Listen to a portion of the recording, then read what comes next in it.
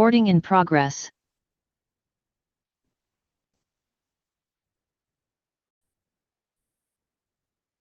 Selamat malam Roh Kudus. Terima kasih Bapak atas penyertaan pada hari ini. Melalui Zoom ini, Ibu Hesti akan memberikan firman yang akan menjadi rema buat kami. Terpuji-pujilah Allah yang hidup. Terima kasih. Haleluya. Amin. Ya, puji Tuhan. Semoga semua kita dalam kondisi sehat, kuat, tetap semangat, and never give up. Oke, puji Tuhan semuanya. Senang bisa jumpa kembali dengan Bapak Ibu. Dan sekarang ini kita akan belajar satu kebenaran firman Tuhan yang saya percaya sudah berulang-ulang kali disampaikan ya Bapak Ibu. Silakan saudara baca di dalam Markus pasal 4. Markus pasal yang keempat ayat 35 sampai dengan ayat yang ke-41. Nanti Francisca Silia akan membacakannya buat kita.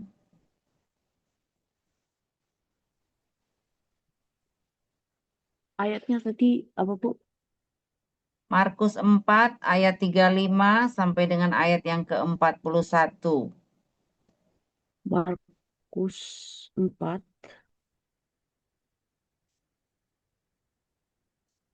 Markus 4 ayat yang ke-35 sampai 41.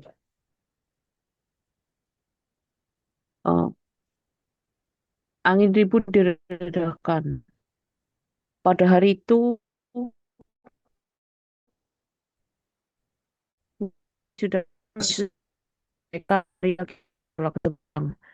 Mereka meninggalkan orang banyak itu lalu bertolak dan membawa Yesus beserta dengan mereka dalam perahu di mana Yesus telah duduk dan perahu-perahu lain juga menyertai dia.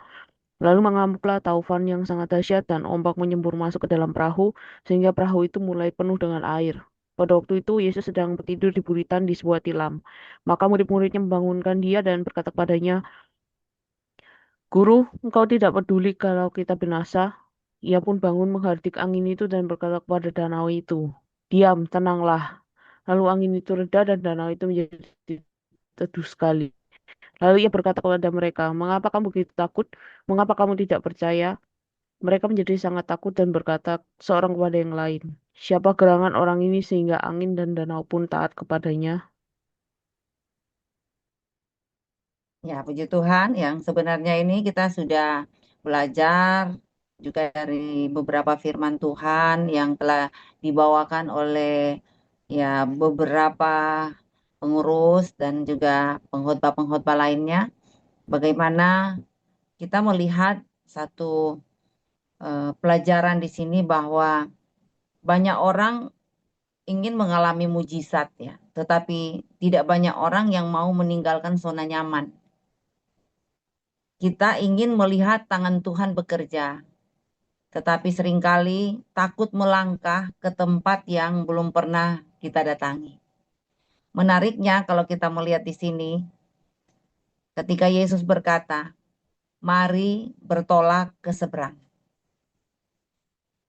Ia tidak menjelaskan bahwa badai akan mereka hadapi. Ya. Tuhan yang mengajak, tapi Tuhan tidak menjelaskan kepada para murid bahwa kita akan hadapi badai di tengah jalan. Ia juga tidak menceritakan mujizat yang akan mereka lihat. Yang Yesus minta hanyalah satu hal, percaya dan ikutilah apa yang Tuhan mau. Dan kita melihat bagaimana Tuhan itu kalau memberikan ujian ya berupa badai, Dia terlebih dahulu membawa kita kepada pengenalan firman. Artinya dia bangun kehidupan kita dulu dari kebenaran firman sebagai perbekalan. Jadi ingat ya bahwa sebelum Tuhan mengubah keadaan kita, biasanya ia terlebih dahulu mengubah cara pikir kita melalui firman-Nya. Jadi saya melihat bahwa sebelum murid-murid masuk ke dalam badai, mereka terlebih dahulu duduk mendengar pengajaran Yesus. Kalau kita lihat di dalam Markus pasal 4 ayat 1 dan ayat yang kedua, terlebih dahulu kita lihat ya, bahwa ada pengajaran yang Yesus berikan supaya mereka nggak kaget kalau mereka menghadapi ujian dalam perjalanan kehidupan mereka. Ya, mungkin Francis Kasilia boleh baca di dalam Markus 4 ayat 1 dan ayat yang kedua. Markus 4 ayat yang ke-1 dan yang kedua. Perumpamaan tentang seorang penabur. Pada suatu kali Yesus mulai pula mengajar di tepi danau, maka datanglah orang banyak yang sangat besar jumlahnya mengerumuni dia sehingga ia naik ke sebuah perahu yang sedang berlabuh lalu duduk di situ, sedangkan semua orang banyak itu di darat di tepi danau itu. Dan dia mengajarkan banyak hal dalam perumpamaan kepada mereka. Dalam Ya, oke. ajarannya itu berkata Itu aja sampai situ ya. Nah, kita lihat bahwa Tuhan tidak pernah mengirim kita ke medan peperangan tanpa terlebih dahulu memperlengkapi kita dengan pengajaran firman. Jadi sebelum perjalanan dimulai, Yesus mengajar orang banyak, termasuk para murid. Kalau kita melihat kata mengajar di sini dalam bahasa Yunani, dia menggunakan kata edidasken, ya, bukan edilidia ya, edidasken, ya, yang artinya mengajar terus-menerus, berulang-ulang hingga murid memahami atau yang mendengar itu memahami. Jadi kita lihat ya, sebelum Tuhan membawa kita ke musim yang baru, biasanya dia terlebih dahulu mengajar kita, menegur kita, dan mempersiapkan kita melalui kebenaran firman Tuhan. Tetapi terkadang kita melihat ya dalam perjalanan kehidupan, dia sudah mengajar, karena arti mengajar di sini kan edidasken yang artinya mengajar terus-menerus berulang-ulang hingga para murid atau para pendengar itu memahami. Tapi kadang-kala kita nih ya sudah diajarkan terus-menerus, tapi terkadang nggak mudeng ya. Kadang-kala nggak ngerti. Sampai pada akhirnya Yesus harus membawa kita lewat action ya. Bahwa kamu cuma tahu teori, tapi kamu harus praktek. Sama kalau dokter ya, walaupun dia punya banyak teori, tapi kalau nggak praktek nyuntik orang, ya pasti dia nggak mahir seperti ya mungkin cuma perawat biasa, tapi karena dia sering suntik, jadi dia lebih pakar kalau dalam hal suntik menyuntik. Jadi Yesus harus mengajarkan mereka harus terjun langsung lagi nih. Nah, pada akhirnya kita melihat Yesus mengajak mereka bertolak ke seberang. Artinya mereka diajak Tuhan untuk apa? Keluar dari zona nyaman. Pertumbuhan itu dimulai ketika zona nyaman kita itu benar-benar ya dipangkas oleh Tuhan. Ada kalanya kita akan ya istilahnya bisa melihat mujizat kalau kita mau melangkah menuruti apa yang Tuhan mau dan rela meninggalkan zona nyaman. Kalau dalam Markus pasal 4 ayat 35 dikatakan begini, marilah kita bertolak ke seberang. Kalau bahasa Yunani dia menggunakan kata di ya, yang artinya mari kita menyeberang bersama-sama. Yesus tidak berkata kalian pergi aja, tetapi dikatakan gini, kita pergi. Berarti saudara ini bukan tunggal, ya. Ini kata jam artinya sama-sama, ya. Perintah ini mengandung bahwa kita akan jalan sama-sama, pergi sama-sama. Tetapi ada penyertaan Tuhan. Tuhan tidak sendiri melihat, dia mengajak untuk berjalan bersama-sama. Kalau dalam Yesaya 43 ayat 2 dikatakan gini, apabila engkau menyeberang melalui air, aku menyertai engkau.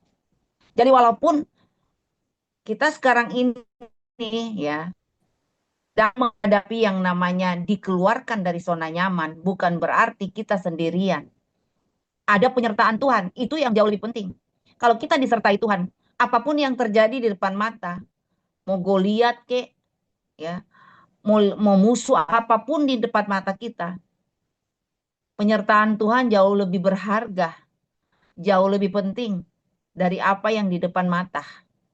Di depan mata boleh menakut-nakuti, di depan mata boleh intimidasi seperti Goliat, boleh datang mengancam kita. Tapi kalau kita percaya Tuhan, benar-benar Tuhan akan tunjukkan kedaulatannya, sehingga walaupun kita punya atribut yang sederhana seperti Daud, hanya punya batu dan ketapel, dia bisa memenangkan pertandingan.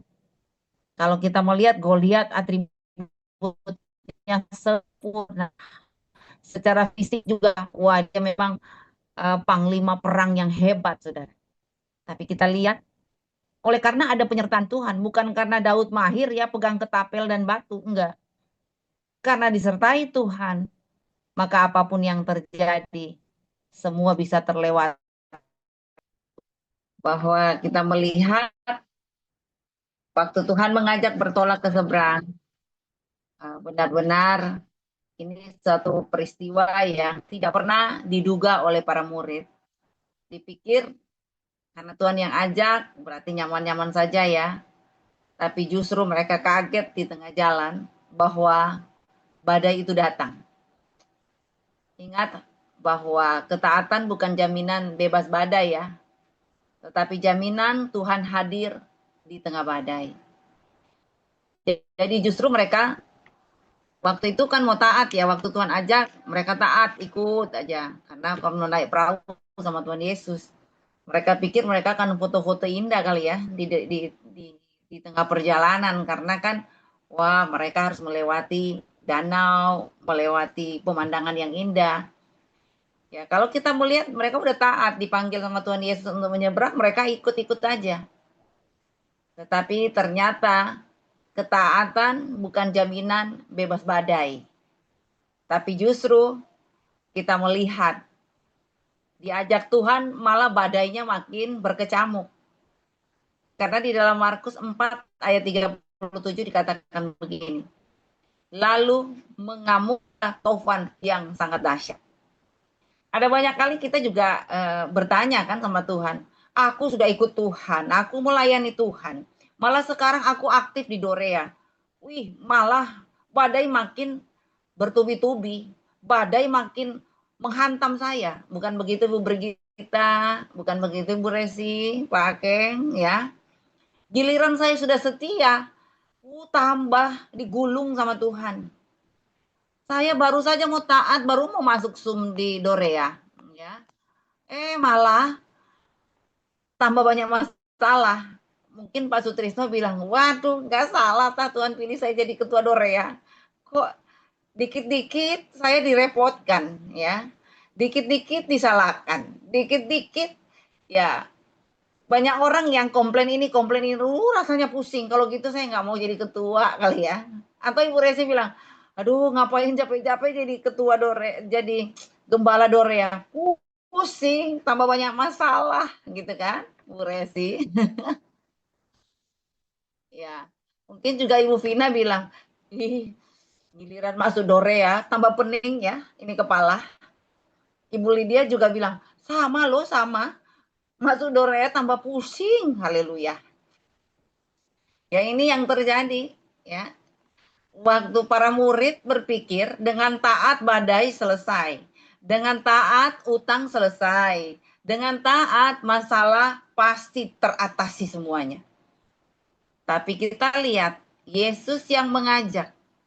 Tapi malah wah, Tovan tambah mengamuk lebih dahsyat lagi. Wah, makanya Ibu Resi jangan komplain-komplain ke saya. Lah kenapa ya kok dia jadi begini, kok aku disalahkan? Ojo ya, karena itu memang prosesnya. Ya, kalau kita melihat lalu mengamuklah Tovan yang sangat dahsyat.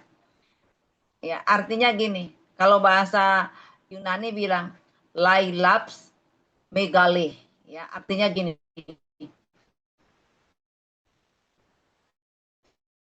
Badai yang gak Ini bukan hujan biasa Bapak Ibu. Ini badai yang mengancam kehidupan. Ini maut di depan mata. Kok mungkin kita bertanya, nggak salah ya Tuhan, nggak salah pilih kita. Ya, itu hidup saya baik-baik saja karena kan saya mau taat. Saudara lihat ya, ada masalah yang tidak bisa diselesaikan dengan pengalaman saudara, ada masalah yang tidak dapat diselesaikan dengan uang saudara atau kemampuan intelektual. Tetapi justru kita melihat Tuhan bekerja di tengah ketidaktahuan kita. Tuhan bekerja justru saat badai lagi berkecamuk hebat. Ingat Bapak Ibu, walaupun badai berkecamuk hebat,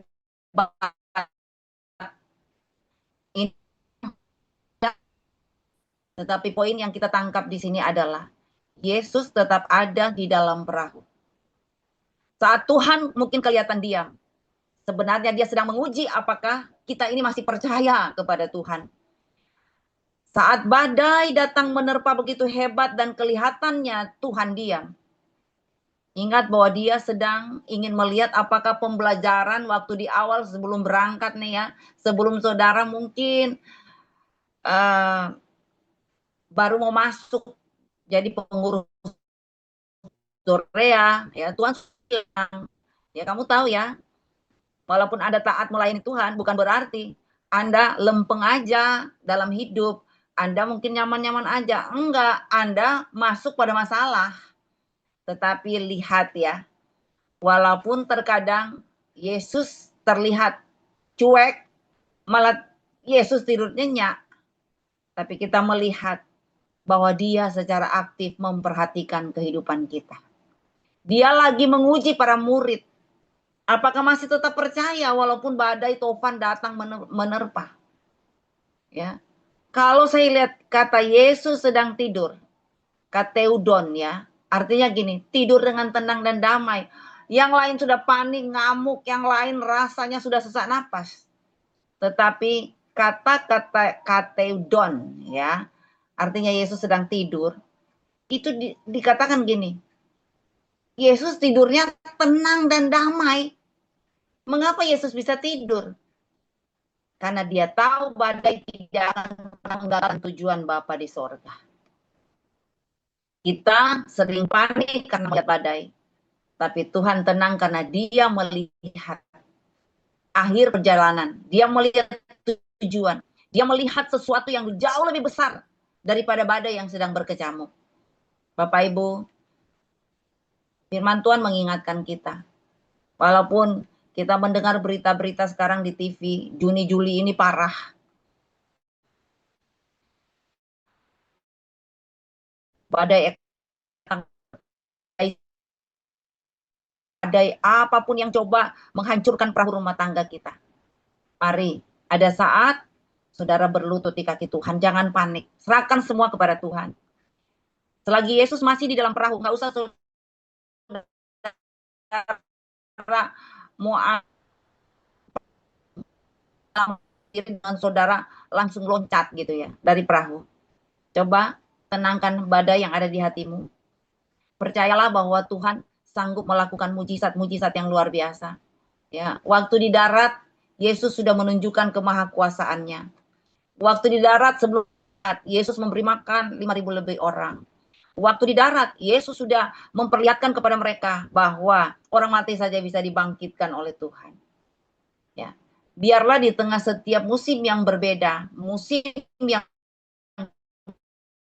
berubah, kita perlu tahu bahwa Tuhan kita untuk tampil beda. Tuhan sedang mengajar kita untuk naik level. Tuhan sedang mengajar kita supaya kita benar-benar menyadari bahwa Tuhan punya kuasa di setiap badai, di setiap musim. Supaya Anda belajar satu persatu Tuhan. Bahwa kalau engkau sabar, engkau akan melihat tujuan-tujuan Tuhan yang akan Tuhan nyatakan dan buktikan di dalam hidup saya dan saudara. Masuk pada poin berikutnya kita lihat. Ternyata untuk meredakan Apa yang tidak tunduk kepada manusia, tunduk kepada suara Tuhan. Karena kita lihat di dalam Markus 4 ayat 39, Yesus hanya berkata 2 kata saja, diam, tenanglah. Dalam bahasa Yunani, kata diam itu siopa. Ya, diam saja. Waduh saudara, kita lihat Tuhan punya otoritas dalam berbicara, dalam menyampaikan suaranya. Dia cuma bilang, diam sekarang juga. Hai engkau badai, diam. Ya, artinya saudara, bahwa dia berkuasa, ya. Karena kata kedua dia bilang apa? Tenanglah. Ya, kalau saya dulu jadi pengajar bahasa Yunani ya, jadi setiap kata itu artinya tuh dalam. Kalau kata tenanglah berarti pepimo, ya, artinya dibungkam. Artinya kedua, tutuplah mulutmu. Ini adalah kata yang sangat keras. Seolah-olah Yesus sedang menegur kuasa yang mengacaukan keadaan. Ya. Yesus berkata, diam sekarang juga, bungkam, tutup mulut. Ya, bahwa kita melihat sekali Tuhan berbicara, maka alam pun tunduk kepada apa yang disuarakan oleh Yesus. Ya. Badai mungkin lebih besar dari kita, tetapi pernah lebih besar dari Tuhan kita yang berkuasa. Jadi sekarang ini, saya nggak tahu badai-badai apa yang sedang terjadi dalam hidup saudara. Mungkin kantong saudara, dompet saudara lagi kena badai hebat, ya. Ya, saya melihat semua di sini kayaknya muka-muka jatuh tempo. Wah, mungkin paling berat yang pengusaha-pengusaha ini juga ya. Wah, apalagi katanya saya barusan 2 hari lalu pergi ke jemaat yang jual plastik dan dia bilang gini, 50%, ada yang sampai 100%, ada yang 200%, ada yang 300%. Apa nggak pusing, Bu? Ya, benar-benar ini ujian. Tapi saya percaya badai tidak pernah lebih besar dari Tuhan kita. Satu, kuasanya di tengah kekacauan ekonomi. Amin. Nah, kita lihat ya, kan Tuhan bersegera lakukan apa yang terbaik di waktu yang tepat. Karena sudah panik semua, barulah Tuhan mengatakan, tenanglah. Artinya Tuhan memang izinkan badai itu terjadi supaya kita tahu diri. Kamu lihat toh, bahwa ketika maut ada di depan mata, kamu butuh Tuhan kan? Hanya dengan kuasa dari Tuhan, badai itu pasti berlalu. Yang sebenarnya kita disentil Tuhan yang badai, harusnya kita kembali berlutut kepada Tuhan. Jangan pernah kita mengatakan, oh saya uangnya banyak, kalaupun saya sakit saya ada asuransi, kalaupun saya dalam bencana saya masih punya persediaan uang.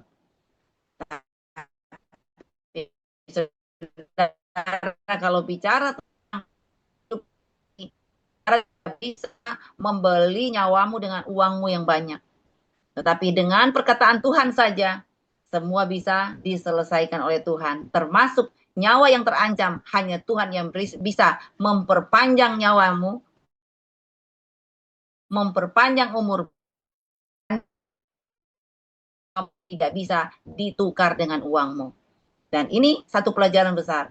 Walaupun para murid ya berhadapan dengan badai, dan mereka juga pintar dalam hal cuaca dan berupa badai karena mereka juga kebanyakan adalah mereka tidak bisa menyangkal kalau bicara tentang romaut, nyawa jadi taruhannya, mereka nggak bisa apa-apa. Tetapi sekali Tuhan berbicara, diam dan tenang, badai pun reda seketika. Karena Tuhan tidak pernah minta izin kepada alam semesta, tetapi Dia berkuasa atas alam semesta dan Dia dapat menenangkan semua di waktu yang tepat. Kita harus lalui dulu badai. Kita harus lewati badai itu. Baru kita akan tampil beda. Kita akan melihat kuasa Tuhan yang jauh lebih besar. Kenapa? Setelah badai berlalu, sampailah mereka di seberang. Nah, ternyata ini tujuan utama mereka sampai di seberang itu ya. Ternyata saudara sampai di seberang, ada jiwa yang menunggu. Siapa jiwanya? Nah, kita akan lihat. Seringkali kita mengeluh tentang badai. Padahal di seberang itu ada tujuan Tuhan yang mulia. Karena pada masuk pada pasal berikutnya, Markus pasal 5 ayat 1. Dikatakan gini, lalu sampailah mereka di seberang. Ya. Kata Yunani yang digunakan adalah Elton, yang artinya mereka tiba dengan selamat di tujuan. Walaupun tadinya badai hebat berkecamuk mengancam jiwa, tetapi dikatakan mereka tiba dengan selamat di tujuan. Nah, sekarang pertanyaannya, apa yang menunggu mereka di sana? Siapa yang menunggu mereka di sana? Ternyata ada seorang yang sedang kerasukan setan. Karena di dalam Markus pasal 5 ayat 9, ya, mereka sedang berhadapan dengan satu jiwa yang dirasuk setan. Coba Francisca Silia baca Markus 5 ayat yang ke-9. Markus pasal 5 ayat yang ke-9. Markus 5 ayat yang ke-9. Kemudian ia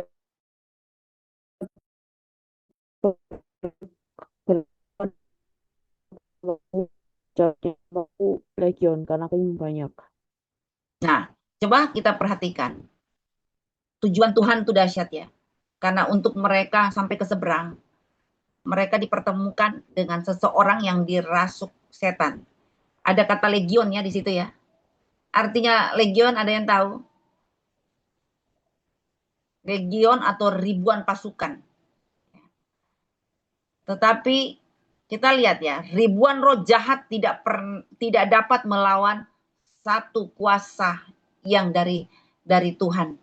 Bagaimana kehadiran Yesus membuat roh jahat itu tunduk pada kehadiran Yesus. Bapak Ibu, kadangkala Tuhan membawa kita melewati badai, bukan untuk menghancurkan kita, tetapi untuk memakai kita menyelamatkan orang lain. Jadi ada terkadang kalau di dalam pelayanan ya Bapak Ibu ya, kadangkala kita dibuat rusuh, dibuat benar-benar keadaan kadang mencekam, kadang juga menghancurkan kehidupan kita, kadang membuat kita capek. Tapi sebenarnya terkadang Tuhan bawa kita seperti itu untuk memenangkan banyak jiwa. Ya, karena Dorea Bandung sudah melihat ya, bagaimana gejolak boleh terjadi. Tapi ternyata,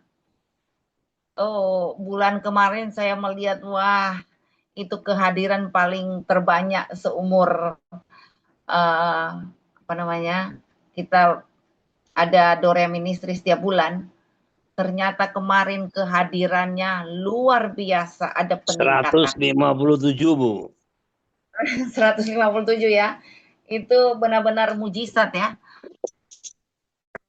Ada sedikit badai, tapi ternyata Tuhan sedang membawa kita ke seberang.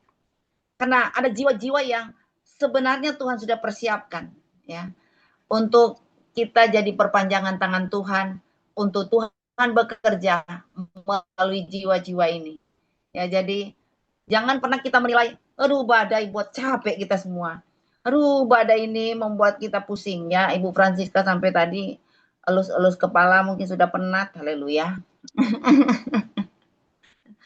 Tetapi Tuhan menghibur kita dengan kehadiran yang luar biasa di kota Bandung ya. Dan saya percaya ini juga akan terjadi di kota Surabaya pada tanggal 17 sampai tanggal 19 Juli. Ada ledakan-ledakan yang hebat. Ada mujizat-mujizat kemenangan yang Tuhan akan percayakan bagi kita pada tanggal 17 Juli. Ya, dan saya terima kasih karena Dorea Bandung telah memulai ya. Ada gejolak, ada badai, tetapi ternyata ada jiwa-jiwa yang Tuhan persiapkan. Itulah tuayan kita, Bapak Ibu. Dan saya yakin nanti bulan Juli ini. Wah, hari ini memang luar biasa ya, dipakai Tuhan untuk menjangkau jiwa. Ibu Francisca, Ibu Catherine, Ibu Anne ya. Wah, benar-benar mereka ini luar biasa. Ibu Lydia, Pak Edi, ya, Pak Antoni, hebat-hebat nih. Saya bilang, ada badai, tetapi kita akan melihat tuaian jiwa sedang terjadi. Gerakan Allah sedang dimulai.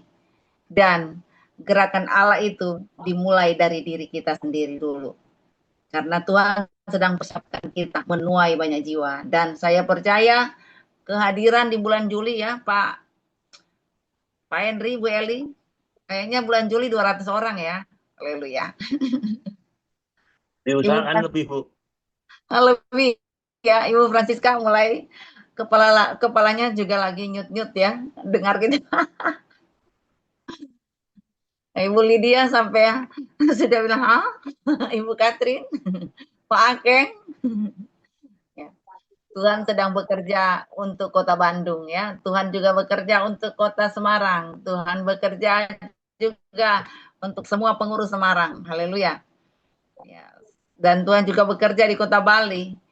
Tuhan juga menyatakan kuasa untuk Ketua Dorea Ministry Indonesia yang agak pening, ya, agak pusing, tetapi saya percaya akan terjadi mujizat-mujizat yang lebih lagi. Ya, ada hal yang besar yang kita akan terima. Ya, mungkin sekarang kita belum lihat, tapi nanti kita akan lihat tanggal 17 nanti. Banyak hal yang Tuhan sedang kerjakan.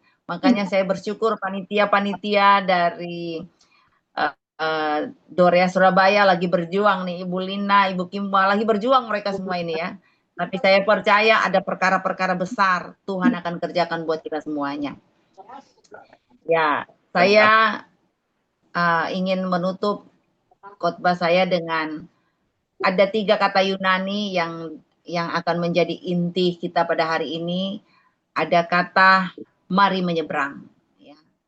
Kalau bahasa Yunaninya dieltomen, mari menyeberang. Artinya Tuhan memanggil kita keluar dari zona nyaman. Kalau ada peristiwa-peristiwa yang mungkin melelahkan tubuh fisik kita, melelahkan pikiran kita, karena Tuhan sedang bawa kita dalam proses yang begitu berat. Tapi saya percaya, walaupun zona nyaman kita terganggu, ingat Tuhan sedang berkarya. Tuhan sedang berperkara dalam hidup saya dan saudara. Ikuti saja apa maunya Tuhan. Taat bukan berarti tanpa badai, tapi kita akan melihat ketaatan kita diuji lewat badai dan gelombang. Tetapi saya yakin badai dan gelombang itu tidak akan menenggelamkan kita karena Yesus jadi juru mudi kita. Ya. Yang kedua ada kata lailap, artinya badai ya. Ingat bahwa setiap perjalanan iman pasti memiliki ujian, yaitulah badai. Tetapi di dalam badai itu ada berkat. Makanya Ibu Resi pernah Tuhan bilang, jangan tengking-tengking badai, karena di dalam badai itu ada berkat. Orang tengking-tengking badai, kalau pergi tak ikat, ya, tak hancurkan. Tapi hari ini saya katakan sama-sama, ya, welcome badai, karena setelah itu di dalam badai itu yang tak kelihatan mata, tapi saya yakin itu sedang Tuhan persiapkan untuk kita semua yang ikut di Zoom ini. Ya, Ibu Ruli, Ibu Indah Bali, ya Tuhan sedang bekerja. Siap-siap Ibu Vina, Tuhan sedang bekerja. Karena di dalam badai itu ada berkat. Jadi jangan tengking-tengking badai. Amin. Haleluya. Dan kata ketiga tadi itu Elton ya. Artinya Anda akan sampai di seberang. Akan tiba di tujuan. Tuhan tidak hanya memulai perjalanan, tetapi juga memastikan kita sampai di seberang dengan aman. Saudara lagi, kalau di dalam perjalanan lagi badai, rasanya apa kita ini akan sampai ke seberang lah, ke seberang ya. Apakah kita akan sampai pada tujuan? Pasti sampai ke tujuan. Dan dipastikan juga Anda dan saya aman-aman saja. Amin. Ya. Jika Tuhan berkata mari menyeberang, ya maka percaya, badai hanyalah bagian dari perjalanan, bukan akhir dari perjalanan. Tuhan tidak pernah berjanji bahwa perjalanan hidupmu akan mudah kalau engkau masuk dalam pengurus Dorea Ministry atau masuk Zoom ya. Tapi dia berjanji penyertaannya sampai kita tiba di seberang, dan Tuhan sedang menyediakan jiwa-jiwa yang terhilang itu untuk kembali, dan Tuhan sedang mempersiapkan berkat-berkat spesial yang sempat hilang. Tuhan akan siapkan untuk kita kembali kecap, untuk kita kembali nikmati, dan kita akan bersukaria luar biasa. Ya, jadi ada berkat-berkat yang hilang. Saya percaya Tuhan sedang hentar kita di seberang, dan di sana berkat Tuhan percayakan untuk kita. Mari dengan pembelajaran kita pada malam hari ini, biarlah iman kita makin diperkuat, dan percayalah badai akan segera berlalu, dan siap-siap Tuhan akan membawa kita pada tujuan Tuhan yang mulia, di mana apa yang hilang akan dikembalikan Tuhan, berkat-berkat akan kembali, kita akan terima. Jadi tenangkan hatimu, Ibu Vina, Ibu Yayu Grace, Ibu Yulianti Madiun, Ibu Seni Liviana, yang ada di Lombok. Nah, karena kita sedang bertolak ke seberang untuk menerima berkat-berkat yang spesial yang datangnya dari Tuhan. Ya, tetap kuat ya Pak Sutrisno, Ibu Riris Jakarta, Ibu Patricia, Ibu Molan, Ibu Lisa Jab, Ibu Linda Jab, Ibu Lisa Lindawati, Ibu Lina Yeti. Tetap kuat dalam perjalanan badai yang sedang Tuhan izinkan, karena sementara ini Tuhan sedang mempersiapkan seberang. Artinya kita akan menikmati hal-hal yang menakjubkan, yang tak pernah kita duga. Itu yang kerja buat semuanya. Pak Rianto, tetap semangat.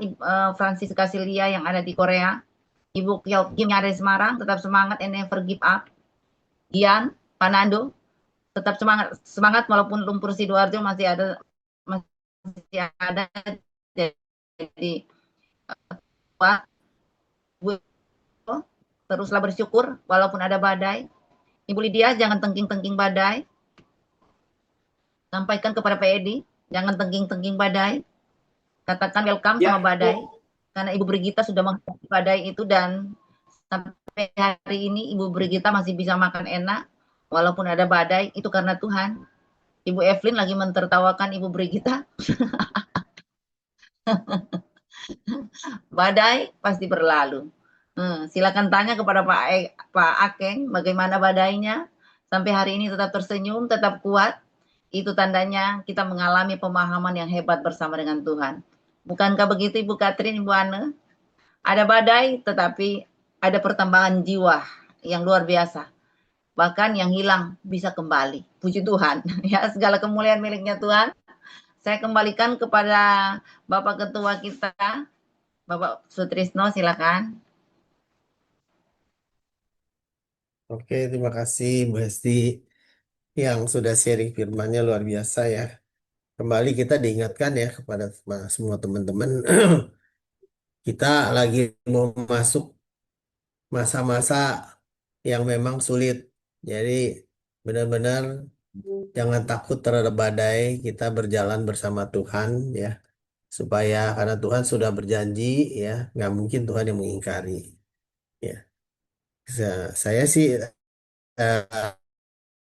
istilahnya teringat dengan ayat itu di 8 sampai 29 ya. Yang Tuhan bilang apa? Marilah datang kepadaku, engkau yang letih lesu dan berbeban berat. Tuhan ajak tadi seperti itu kan, mari kita menyeberang ya. Marilah kepadaku, engkau yang letih lesu ya dan berbeban berat ya kan. Aku akan memberikan kelegaan kepadamu. Pikul kuk, makanya kuknya itu jangan ditengking-tengking kata Bu Hesti. Ya Bu Resi. Kuk itu kita belajar sama Tuhan ya. Pikul kuk yang kepasang ya kan. Tuhan bilang apa? Pikul aku yang kupasang, ya. Di sini dikatakan, belajarlah kepada aku karena aku lemah lembut dan rendah hati dan jiwamu akan mendapat ketenangan. Ketenangan itu damai sejahtera cuma ada di dalam Tuhan, ya. Joy. Jadi walaupun kita akan menghadapi badai yang seperti Bu Esti bilang, semua pada bilang Juni, Juli, Agustus, puncaknya Agustus, ya.